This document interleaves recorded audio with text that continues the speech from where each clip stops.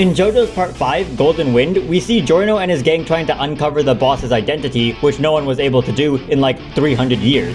But somehow, these lowly mafia members were able to uncover Diavolo's identity. Bruh. You would think Diavolo was already a pro at staying hidden since he's been doing it for all these years, but in the end, Giorno finds out his identity and defeats him with a good old slap.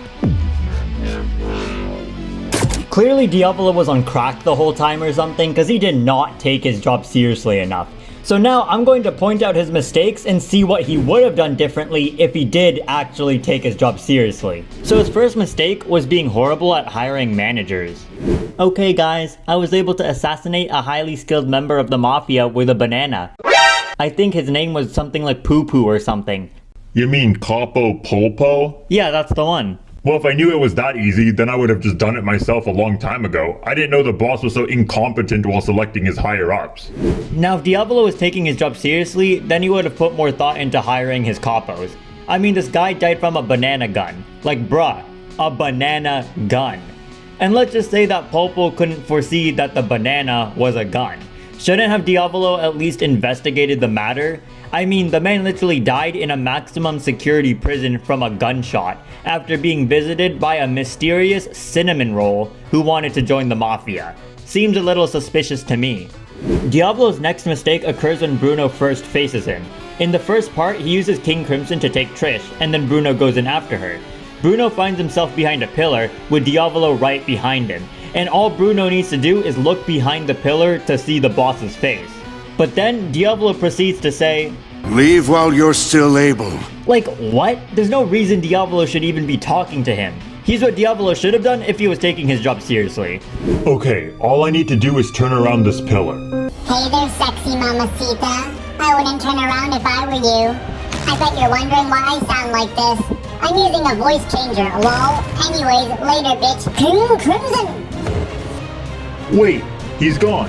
I'm out of here, shoddy. His third mistake comes shortly after the pillar incident. In his fight with Bruno, he runs away out of sight whenever Bruno comes close to seeing him, but then proceeds to use King Crimson to donut Bruno. If Diavolo was so sure that Bruno wouldn't survive the fight, then why did he go through the trouble of staying hidden?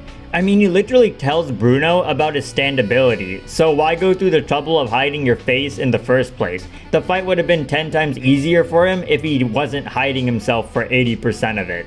However, if he was taking his job seriously, then this is how the fight would have gone down. Okay, all I need to do is look behind this pillar to see the boss's face. Oh, hey, sister. Now I don't have to use a voice changer anymore. What are you doing? I assumed you would conceal your face or something. Oh no, fam. You're already dead anyways. King Crimson! お前はもう死んでいる。 What are you doing, step bro? He should have just one-shot Bruno instantly and just left. And honestly, he could have probably waited for Giorno and the rest of the gang to come in after Bruno and just kill them off too. Kind of like what he did with Narancia. I have to admit that Diavolo did take his job seriously that one time and used King Crimson the right way to insta-kill someone. Like, what was stopping him from insta-killing people? He also did this with Abacchio.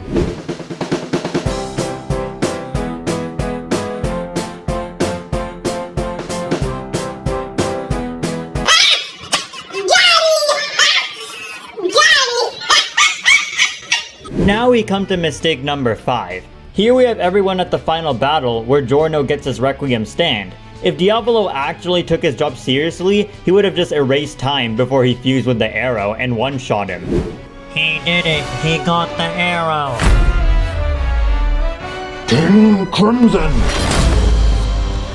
Well, that was a close one, but not really. At least I learned from my mistakes and grew as a mafia crime lord in the process. Now something like this will never happen again, and no one stands a chance to stop me anymore. Really? What? Seriously, your voice is so annoying and hurts my vocal cords. Just die already.